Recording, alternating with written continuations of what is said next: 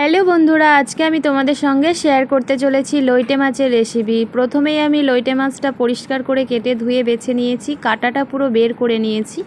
আর তারপরে নিয়ে নিয়েছি আমি পেঁয়াজ কুচি আর কিছু মশলা পেস্ট করে নিয়েছি।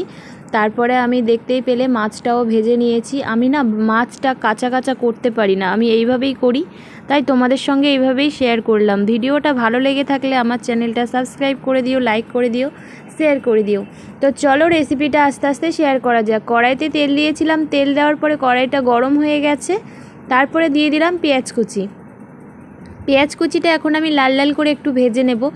আর লইটে মাছ খেতে কে কে ভালোবাসো কমেন্ট করে জানিও। তো পেঁয়াজটা আমার হালকা ভাজা হয়ে গেছে, তার জন্য আমি দিয়ে দিলাম হালকা একটু টমেটো আর হালকা একটু লবণ। লবণটা দিলে না পেঁয়াজটা আর টমেটোটা খুব সুন্দরভাবে নরম হয়ে যায়। আরও বেস্ট হবে যদি তোমরা চাপা দিয়ে দাও, তো আমি ঢাকা চাপা এখন দেবো না।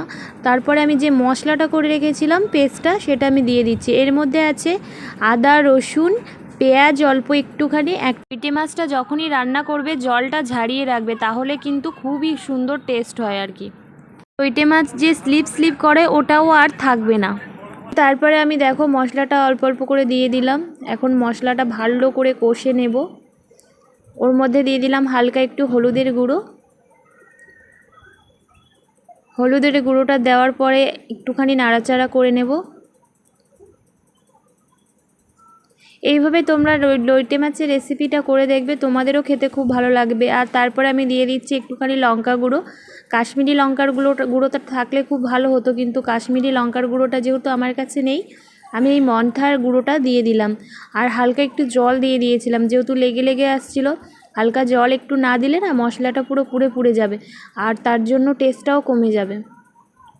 মশলাটাই আমি সমস্ত রকম মশলাটা কষে নেওয়ার পর হালকা একটু ঢাকা চাপা দিয়ে দিয়েছিলাম। তারপরে দিয়ে দিলাম মাছটা।